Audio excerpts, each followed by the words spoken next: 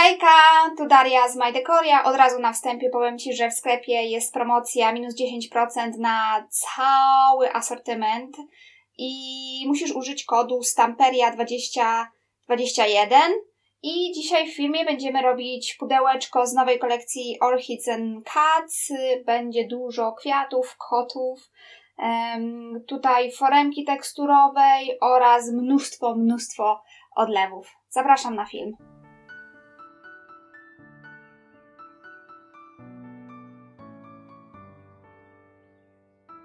W dzisiejszym filmie padł wybór na sosnowe pudełko o wymiarach 20×30 cm z klapką. Maluję całość białą farbą akrylową. Można zamiennie również użyć podkładu. Uważam, że dobry grunt jest tak samo ważny jak zabezpieczanie pracy lakierem.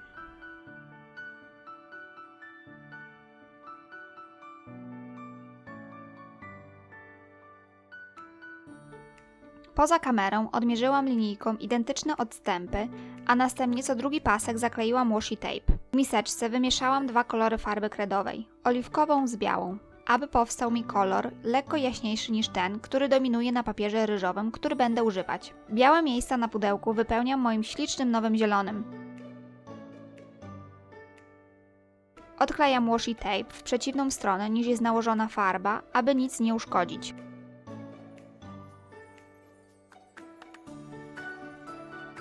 W międzyczasie wycięłam z papieru ryżowego z kolekcji Orchidea i koty ze Stamperii paski pasujące rozmiarem do białych pasków na pudełku.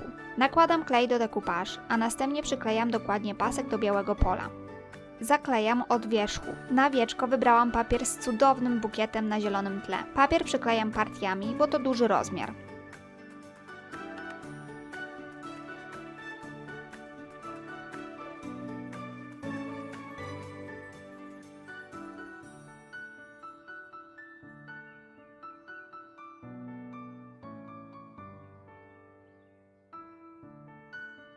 Nakładam klej od góry.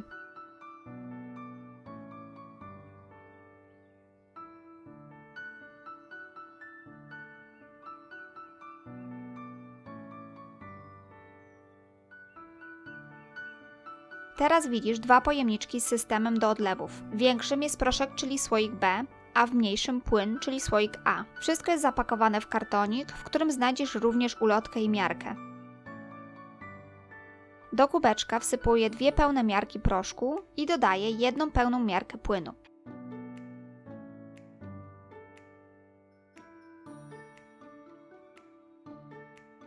Mieszam miksturę moim super ekstra niezawodnym mieszadełkiem, który kiedyś był pędzlem. Gładka konsystencja powstaje po około minucie. Z wielu ciekawych wzorów na foremce do odlewów wybieram ten z kotem bawiącym się piłką. Wlewam powoli mieszankę i stukam lekko w foremkę, aby pozbyć się pęcherzyków powietrza.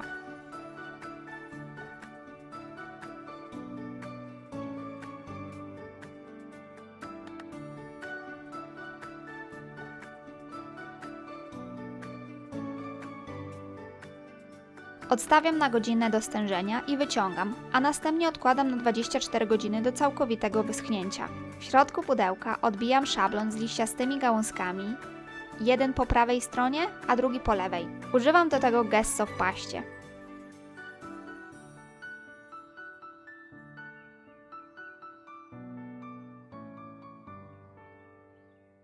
Z innego szablonu z kolekcji Orchidea i koty wycinam napis, aby łatwiej mi było go umiejscowić w odpowiednim miejscu. Na tym konkretnym szablonie jest dużo kontynuujących się wzorów, z których można zrobić border i sensowne jest jego pocięcie.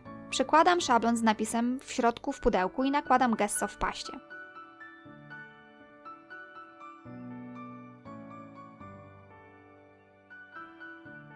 Poza kamerą zrobiłam kolejny odlew z kotem i przyklejam go na heavy body gel w środku między gałązkami. W międzyczasie wymalowałam wnętrze na zielono. Przecieram papierem ściernym.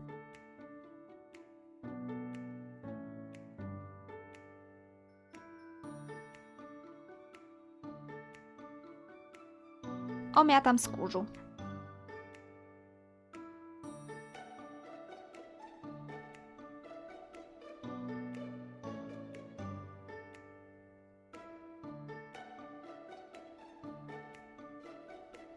Do foremki teksturowej z kolekcji Orchidea i Koty wkładam gesso w paście. Trzeba zwrócić szczególną uwagę na każdy element i pozbyć się pęcherzyków powietrza. Mam taką wskazówkę, która u mnie działa. Po nałożeniu pasty odwracam foremkę, aby widzieć, gdzie są bąbelki i wykałaczką rozprowadzam pastę w przeźroczyste miejsca. Jeśli natomiast nie przeszkadzają Ci bąbelki, to też jest spoko. Po 12-godzinnym suszeniu wyciągam maskę. Poza kamerą zrobiłam 2 takie maski, bo potrzebne mi jest dużo kwiatków.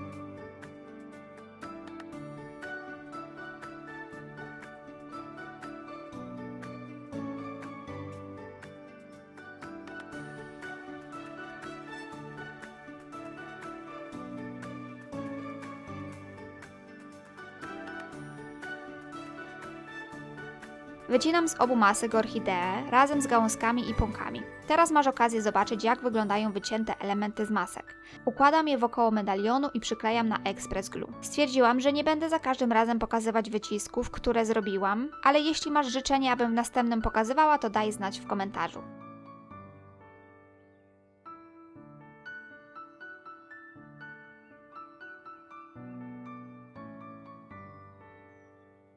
Przyklejam na wieczko 2 identyczne elementy, które przypominają mi długie kolczyki. Jeden po jednej stronie, a drugi po drugiej, około 2 cm od brzegu. Przy wyciąganiu tego elementu wypadł mi na blat i się potrzaskał, ale nie ma to znaczenia, bo nic nie będzie widać.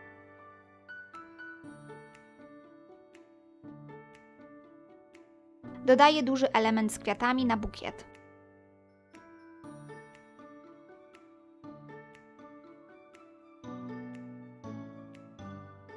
Na frontową ściankę przykleję medalion z innym kotem. Zakładając, że moje palce są tej samej długości, przykładam je do pudełka i sprawdzam, czy medalion jest na środku. Nadmiar pasty ścieram. Dodaję również kwiatowe elementy ciągnące się na kolejne ścianki od medalionu. Do foremki ze sznurkami wkładam masę das. Najpierw robię rulonik i wpycham w foremkę.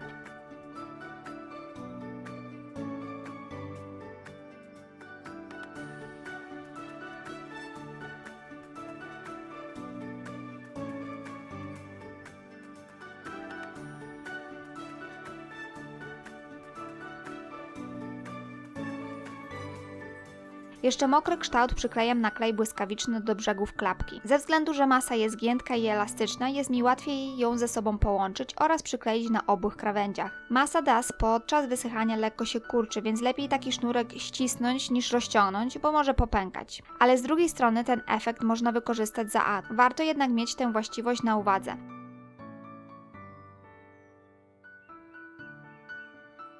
Po wyschnięciu odcisków maluję je na zielono.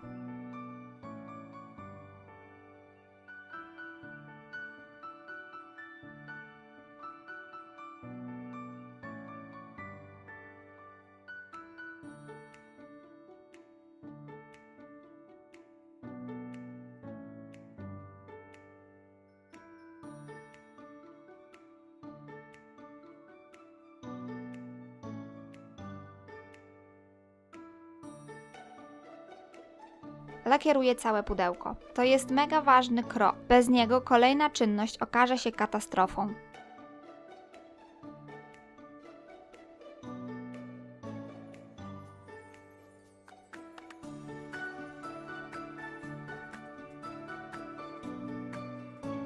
W miseczce mieszam ze sobą 2 kolory farb vintage, brązowy i grafit. Dolewam trochę wody, aby ją rozrzedzić.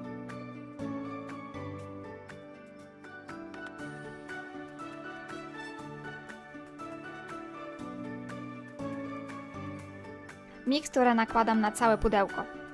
Wiem, że to strasznie wygląda, ale uwierz mi, efekt końcowy będzie tego wart.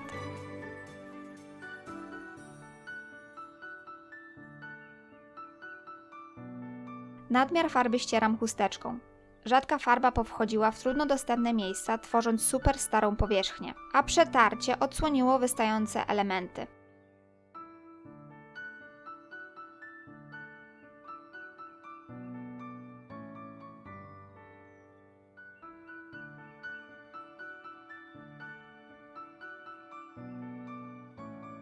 Aby wszystko było spójne, powtarzam tę czynność na całym pudełku.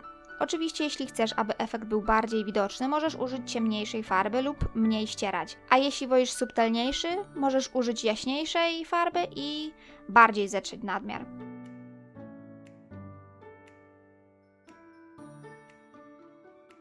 Po wyschnięciu lakieruję całość.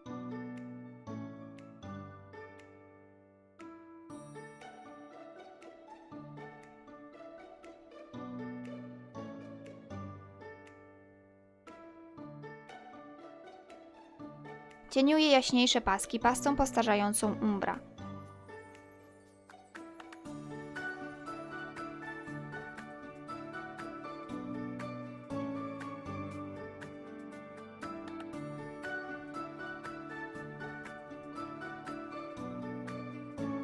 Nadmiar rozcieram chusteczką.